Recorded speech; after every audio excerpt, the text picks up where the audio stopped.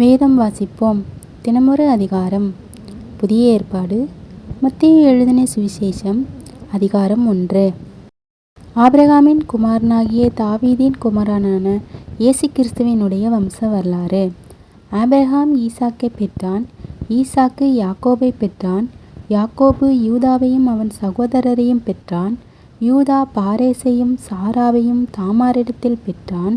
பாரேஸ் எஸ்ரோமை பெற்றான். எஸ்ரோம் ஆராமை பெற்றான்.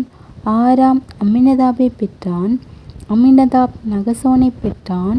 நகசோன் சல்மோனை பெற்றான். சல்மோன் போவாசை ராகாபினிடத்தில் பெற்றான். போவாஸ் ஓபேத்தை ரூத்தினிடத்தில் பெற்றான். ஓபேத் ஈசாயை பெற்றான்.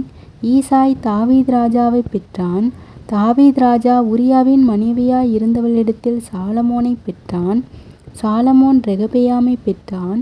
ரெகபெயாம் அபியாவை பெற்றான். அபியா ஆசாவை பெற்றான். ஆசா யோசபாத்தை பெற்றான். யோசபாத் யோராமை பெற்றான்.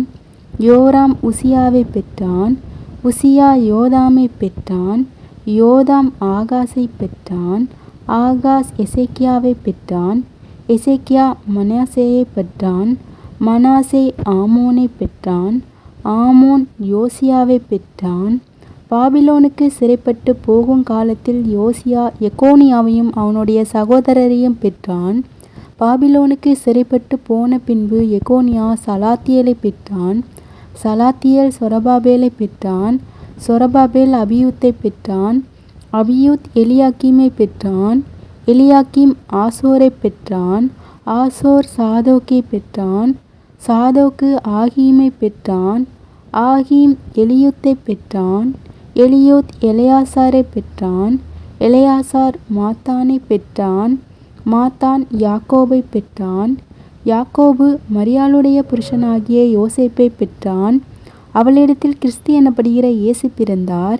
இவ்விதமாய் உண்டான தலைமுறைகள் எல்லாம் ஆபிரகாம் முதல் தாவீது வரைக்கும் 14 தலைமுறைகளும், தாவீது முதல் பாபிலோனுக்கு சிறைப்பட்டு போன காலம் வரைக்கும் 14 தலைமுறைகளும், பாபிலோனுக்கு சிறைப்பட்டு போன காலம் முதல் கிறிஸ்து வரைக்கும் 14 தலைமுறைகளுமாம்.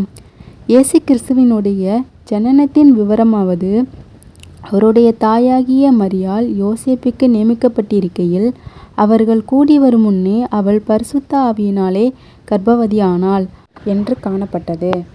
அவள் புருஷனாகிய யோசேப்பு நீதிமானாயிருந்து அவளை அவமானப்படுத்த மனதில்லாமல் இரகசியமாய் அவளை தள்ளிவிட யோசனையாயிருந்தான். அவன் இப்படி சிந்தித்து கொண்டிருக்கையில் கர்த்தருடைய தூதன் சொப்பனத்தில் அவனுக்கு காணப்பட்டு, தாவீதின் குமாரனாகிய யோசேப்பே, உன் மனைவியாகிய மரியாளை சேர்த்து கொள்ள ஐயப்படாதே. அவளிடத்தில் உற்பத்தியாயிருக்கிறது பரிசுத்த ஆவியினால் உண்டானது. அவள் ஒரு குமாரனை பெறுவாள். அவருக்கு இயேசு என்று பெயரிடுவாயாக.